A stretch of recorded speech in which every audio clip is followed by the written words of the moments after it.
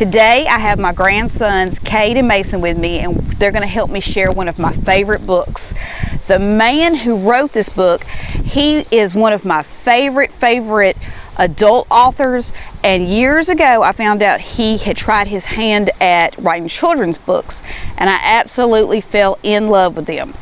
The book that we're going to share today is called You Are Special, and it's by Max Lucado, and it's illustrated by Sergio Martinez. And this is just a life-changing story, and it's about a little wooden Weemick who learns a valuable life lesson. And so, if you like this story, hit the like button and subscribe today. Thank you. Hope you enjoy it. You Are Special by Max Lucado.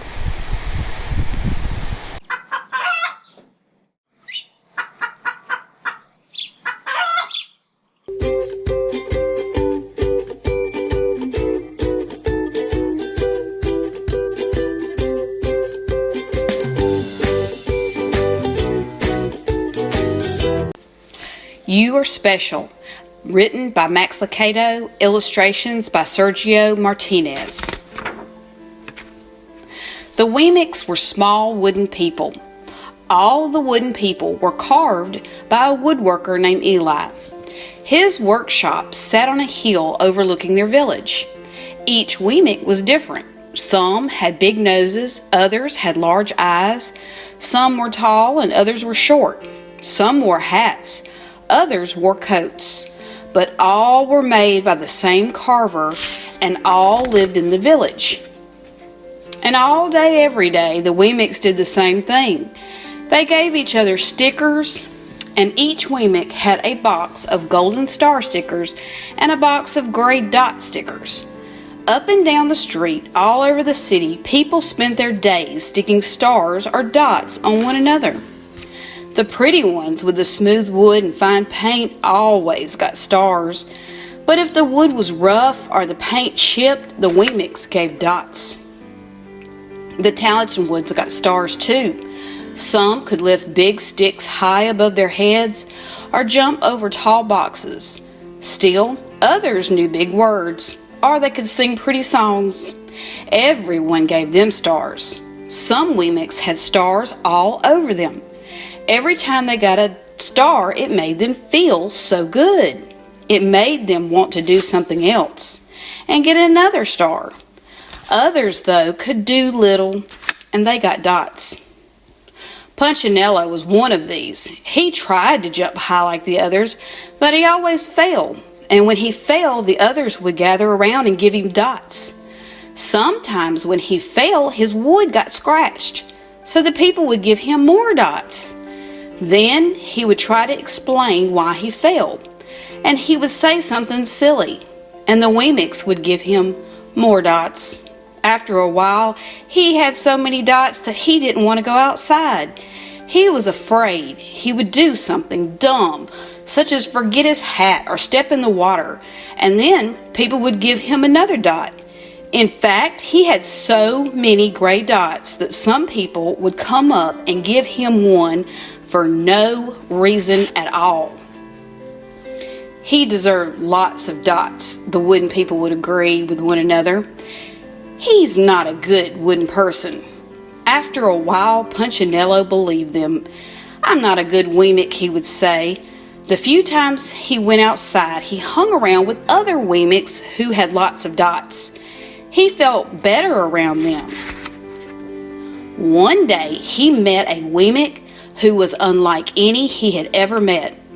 She had no dots or stars. She was just wooden. Her name was Lucia. It wasn't that people didn't try to give her stickers.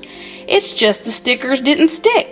Some of the Weemicks admired Lucia for having no dots, so they would run up and give her a star, but it would fall off. Others would look down on her for having no stars, so they would give her a dot, but it wouldn't stay either. That's the way I want to be, thought Punchinello. I don't want anyone's marks. So he asked the stickerless Weemick how she did it. It's easy, Lucia replied. Every day I go see Eli. Eli? Yes, Eli, the wood carver. I sit in his workshop with him. Why? Why don't you find out for yourself? Go up the hill. He's there.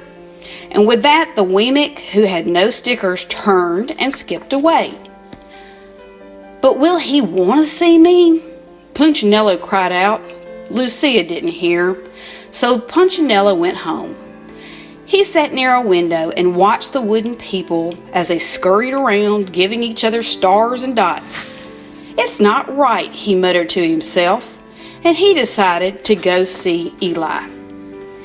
He walked up the narrow path to the top of the hill. He stepped into a big shop. His wooden eyes widened at the size of everything.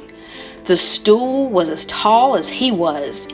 He had to stretch on his tiptoes to see the top of the workbench. A hammer was as long as his arm. Punchinello swallowed hard. I'm not staying here, and he turned to leave. Then he heard his name. Punchinello. The deep voice was strong. Punchinello stopped. Punchinello, how good to see you. Come here and let me have a look at you. Punchinello turned slowly and looked at the large bearded craftsman.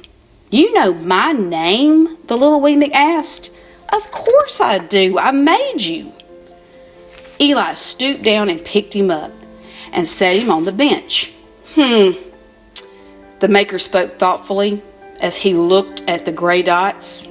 Looks like you've been given some bad marks. I didn't mean to, Eli. I really tried hard. Oh, you don't have to defend yourself to me, child. I don't care what the other Wemmicks think. You don't? No, and you shouldn't either. Who are they to give stars or dots? They're Wemmicks just like you. What they think doesn't matter, Punchinello. All that matters is what I think, and I think you're pretty special. Punchinello laughed. Me? Special? Why? I can't walk fast. I can't jump. My paint is peeling. Why do I matter to you? Eli looked at Punchinello, put his hands on those small wooden shoulders, and spoke very slowly. Because you're mine. That's why you matter to me. Punchinello never had anyone look at him like this, much less his maker. He didn't know what to say. Every day I've been hoping you'd come, Eli explained. I came because I met someone who had no marks, said Punchinello. I know, she told me about you. Why don't the stickers stay on her? The maker spoke softly. Because she has decided that what I think is more important than what they think. The stickers only stick if you let them. What? The stickers only stick if they matter to you. The more you trust my love, the less you care about those stickers. I'm not sure I understand. Eli smiled. You will, but it will take time. You've got a lot of marks. For now, just come by to see me every day and let me remind you how much I care. Eli lifted Punchinello off the bench and set him on the ground. Remember, Eli said as the Wemmick walked out the door, you are special because I made you, and I don't make mistakes. Punchinello didn't stop, but in his heart he thought, I think he really means it. And when he did, a dot fell to the ground.